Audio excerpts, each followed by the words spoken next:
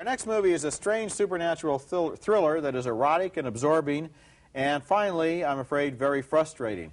It's called The Girl in a Swing, and it stars Meg Tilly in a very good, very effective performance as a young European woman who captures the heart of a British antiques dealer.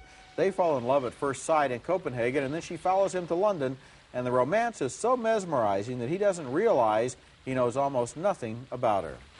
Would you like to take it off? You know I would. All right, then, take it off. Who is this strange young woman, and what are the fears which haunt her? Why does she see death everywhere she looks?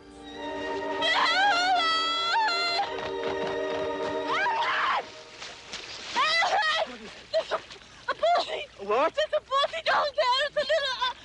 That's Rupert Fraser as the man in love, and he remains in love despite disturbing episodes such as this one. The blood of our Lord Jesus Christ, which was shed for thee, preserve thy body and soul unto everlasting life.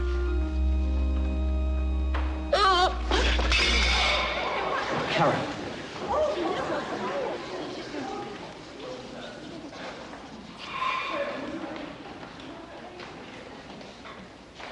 The love affair in The Girl on a Swing is one of the most obsessive I've seen in a long time. These two people are so much in love that they are blinded to almost everything else, and especially to the great, big, dark hints in the screenplay that all is not as it seems. Now, what is the mystery in this woman's life? On a couple of occasions, she tells the guy, "I'm going to explain everything." And he says, "No, no, don't tell me. I don't want to know." But I'm thinking to myself, I want to know. Explain to me. Who is this woman, and what is her identity? And the movie, frustratingly, leaves it without ever getting back to it. I mean, yeah, I didn't know. I have to give it a thumbs down because of the frustration with which the narrative left me. Yeah, I was liking the picture because, I mean, obsessive love is a natural thing for the movies.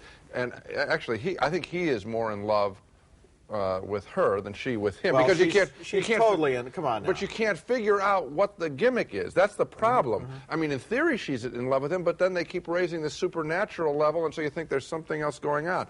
His story's kind of interesting because he's just chasing her all over Copenhagen. But ultimately, I was very frustrated. I didn't know what the point. There's one big scene where she's in bed and she's holding out an apple to him with one bite taken out of it. Right. Okay, so that makes her Eve, right? But then in that case, what are the other, you know, like the statues in the garden business, and the dreams, and the communion, and the communion, and the person at the bottom of the lake, and the wind blowing in the trees, until finally, you know, I looked up her name in the dictionary to see if she was some kind of pagan goddess I'd never heard of, and she wasn't. Her name is Karen, and Karen is not in the classical dictionary. The other thing is that I think you watch the picture because Meg Tilly is really beautiful, and so as a result, I mean, at a psychosexual level, you get very much involved in the picture, but it doesn't pay off. Falls in the category of the good, bad movie. You know, really bad, but great to watch. Not really bad. I just unfulfilling.